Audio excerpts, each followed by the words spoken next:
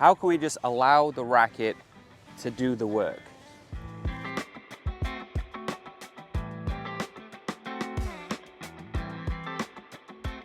To develop a smooth swing, just like with the forehand, I want you to use gravity and momentum to move the racket.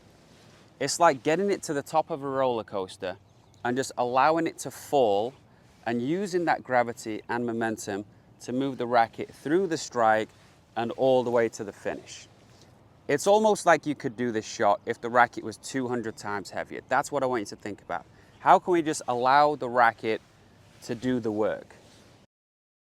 If you can't imagine your tennis racket being 200 times heavier, you can grab something with a little bit of weight like this. You could even fill it with some tennis balls, block off the ends, and just swing something heavy. You'll get the feeling of allowing this object to move, because by moving it and manipulating it, it'll feel heavy. If you just get it to the top, allow it to drop, allow it to swing all the way through over your shoulder, you'll start to train your body to move the object, the tennis racket, ultimately around your body effortlessly. Everyone with a great two-handed backhand is able to allow the wrist to work here to drop the racket head, and to allow this racket drop to, first of all, allow them to create topspin, but also allow them to generate a little bit of racket speed as they come into the contact point. So the way to do this is to get the racket to the top of the takeback and again just allow it to drop.